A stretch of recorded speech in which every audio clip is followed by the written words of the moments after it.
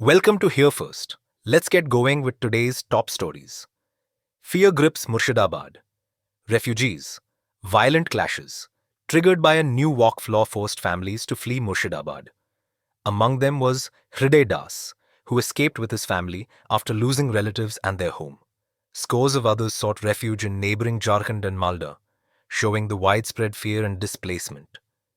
While some families have returned under police escort, uncertainty persists. Lingering fear prevents normalcy. The clashes have impacted hundreds, possibly thousands, with rebuilding trust requiring significant effort from all sides.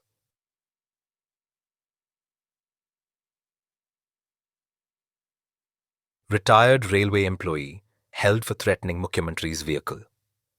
A retired Indian Railways employee was arrested for allegedly threatening Mukhyamantri Mamta Banerjee's vehicle online. Identified as Shri Arshi Kumar, he was detained after posting the threat on social media.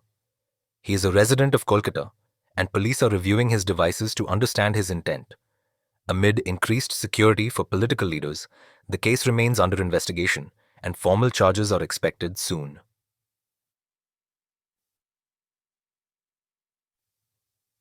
Internet shutdown, extended in Paschim Bengal. Due to recent violence, internet services remain suspended in parts of Malda and Birbhum. In Bagar, a police blockade on an ISF rally led to violent clashes, injuring 16 officers. In contrast, authorities made several arrests in Murshidabad. Mukhyamantri Mamta Banerjee appealed for calm. The internet shutdown indicates ongoing concern over potential escalation linked to the Waqf law. Karnataka reservation increase faces legal scrutiny. Karnataka's attempt to breach the 50% reservation limit faces major legal hurdles. The plan would expand quotas for Anusuchit Jati, Anusuchit Janjati, and Anya Pichhda Varg, similar to efforts in other states that faced legal blocks. Though the Sarvoch Nyayalaya has allowed some flexibility, the burden is on the state to justify the move. Legal experts anticipate a drawn-out case that could influence reservation policies across India. Karnataka, Caste, census, fuels political rift. A leaked caste census report ahead of the April 17th meeting in Karnataka has sparked political tension. Leaders from the Lingayat and Vokkaliga communities dispute the reported population data, calling it underreported. Deputy CM D.K. Shivkumar met with Vokkaliga legislators to ease concerns. The government faces growing pressure to address the discrepancy before releasing the official data.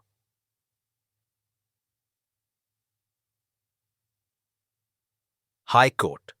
Marital sex not a crime if consensual. The High Court ruled that consensual sex between married adults is not a criminal act. The court emphasized mutual consent and clarified that such acts do not amount to crime under current laws. The ruling may reshape legal perspectives on marital relationships, particularly in cases involving sexual assault allegations. It affirms the evolving legal recognition of consent and individual rights within marriage.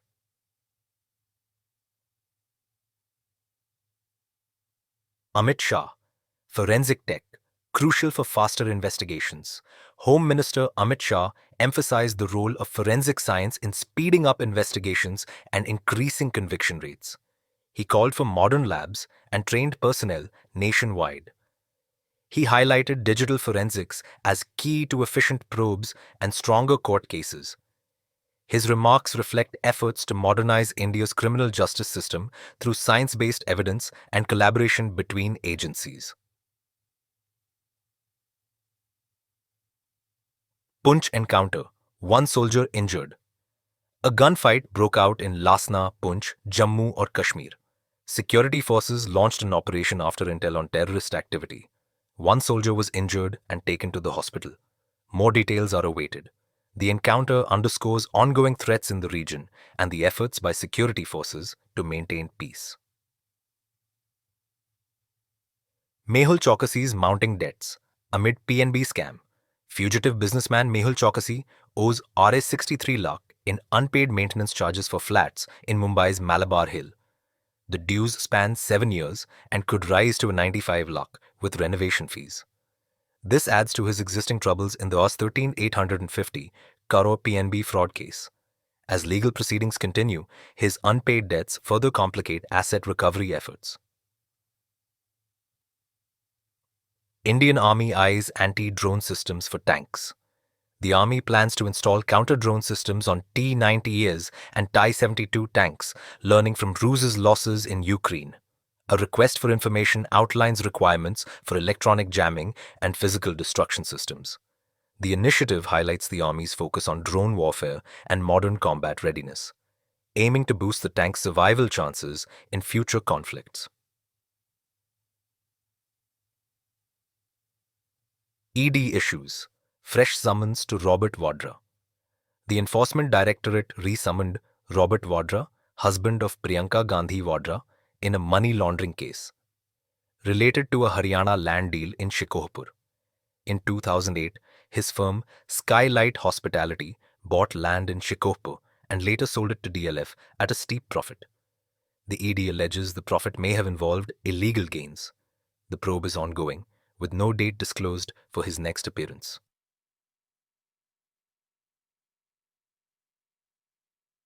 Afghan girls turn to carpet weaving. Post-school ban, following the Taliban's ban on girls' education beyond grade 6, many Afghan girls now work in carpet factories to support their families. Dreams of becoming doctors or teachers have been replaced with hours at the loom for minimal pay.